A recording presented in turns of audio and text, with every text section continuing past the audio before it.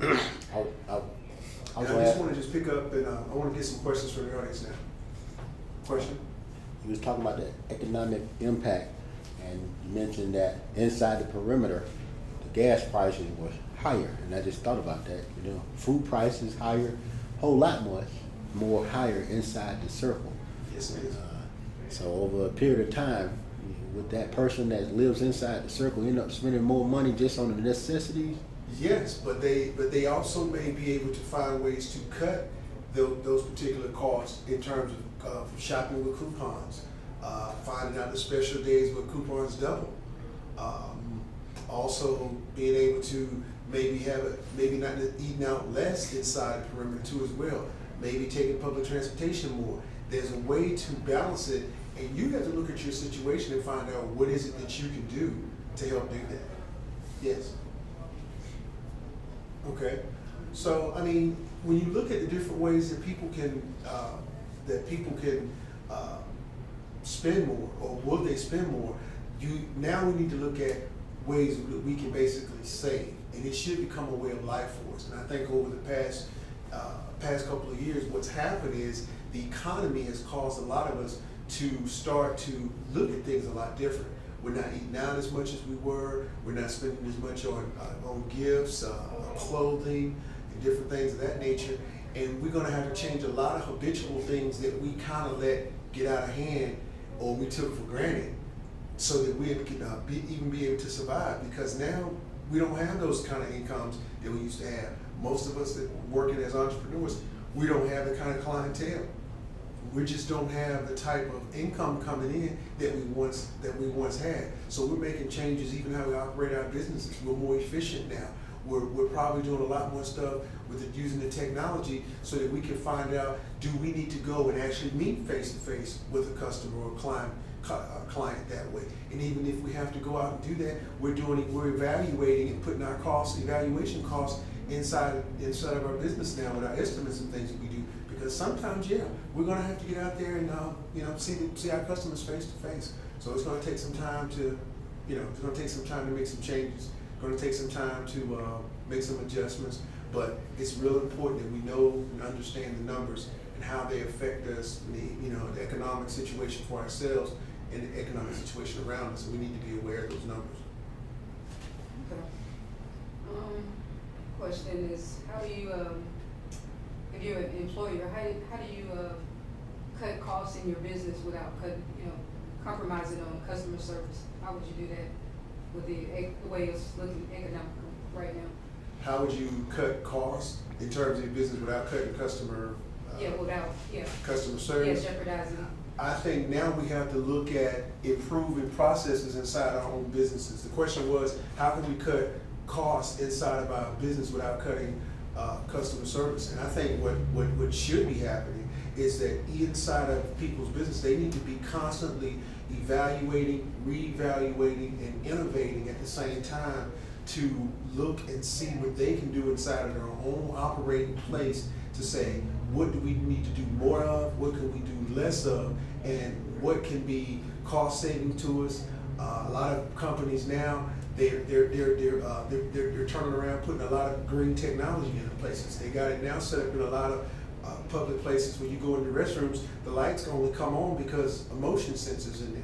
That didn't used to happen.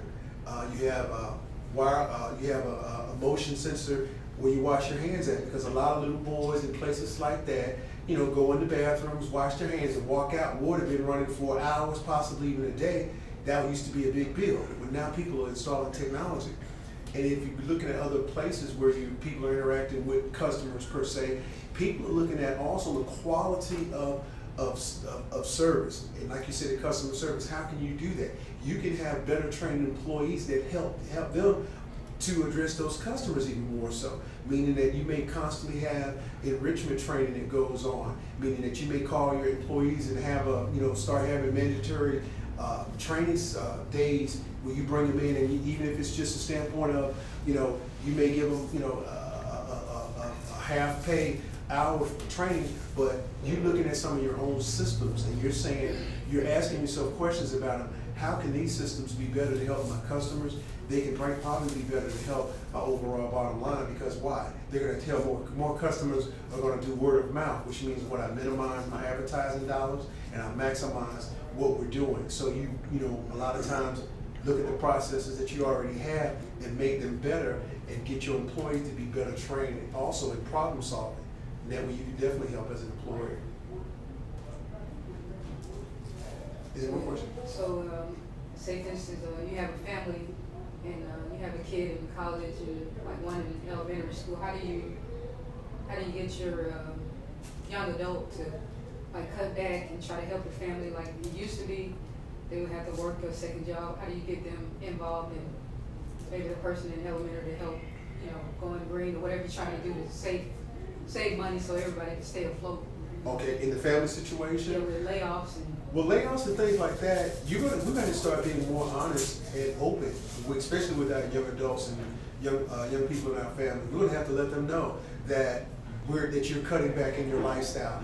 They can no longer be shielded by non-communications about the economic status. They can't keep thinking, well, we balling like the big ballers. No, we're going to have to stop and say, hey, you know what? We ain't balling like that no more. We can't, you can't get new clothes every month. We can't go out to eat, 5 times on a weekend and stuff like that, but breakfast, lunch, and dinner. No, we're gonna be cooking a whole lot more.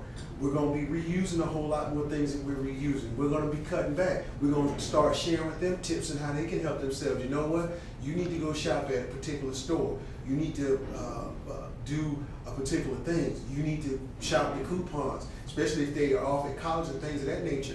They may have to change even their data plans, their cell phone plans. They may have to go and, hey, you know what? You might have to get yourself on a particular, a flat fee monthly plan that says, hey, that way you don't continue to do it. But nowadays, what's good about it is there's so many different ways that we can look at our finances. But I think making the younger people more aware of the different options that they do have, so they don't think they're, quote, losing a quality of life. They don't realize is that they're just being more responsible about their own life. Because a lot of time, we've grown up, a lot of people have grown up, they didn't know that you coupons, what's that? They didn't know that people use coupons to help cut costs. They didn't know that we may have to, go to different food banks or different grocery stores and bag our own groceries. You got to take all of those small steps and start teaching that to the young people to let them know this needs to be something. This needs to be put in your survival kit of life, because this is what it's going to take to maintain some quality of life and to be able to live out. So I think number one, communicating it clearly to them, letting them know, hey, we got to stop balling. We've been balling the past 5 years. We've been balling and we've been living a lifestyle that now we're either gonna have to change or cut back or cut out completely. And let them know for real that it starts with them getting involved doing it. Meaning that you gotta start leading it home by example. Hey, we've changed, we started out by being green in our own home, which means you can't just come home and think you're just gonna walk out of a room and leave the light on for 2 hours and go places anymore. Those days are over. You're not gonna have the radio on and hear the TV on in the next room. You're gonna cut that out. You're no longer going to be able to decide, well, I'm going to go to the store over here, come home, and then the next 2 hours go back. No, while you're out, go to all the places you need to go and make your operation more efficient. So we're going to have to explain it to them and share with them, what are the solutions that we know that we have in our arsenals, and continue to find more of them so that we can maintain it. Any more questions? One last question. Mm-hmm. I noticed on the paper, I think it might be like Dalton, Calhoun, and Rome. maybe those might be carpet towns, that drives the economy in those towns. Mm-hmm. Dalton is definitely. Yeah, now that the economy's down, nobody's really been buying carpet. How could that little place save themselves from like financial ruins, and what could the people do that don't have the public transportation, maybe in the area? What could they do to help with gas costs and stuff like that? What could they do different? Well, they may even have to start carpooling up there, with each other, meaning that they, in a lot of rural places such as Dalton, Dalton, Georgia is a carpet, matter of fact, it's a carpet capital of the state, I know that.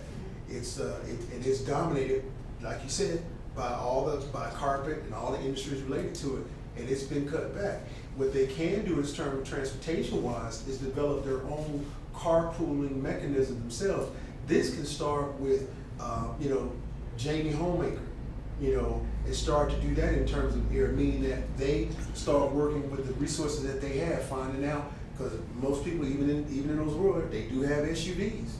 Well, let's carpool it now. That way, when we need to go do something, they need to maybe set up a phone calling tree to where they say, hey, we plan on going down to a larger place to do shopping.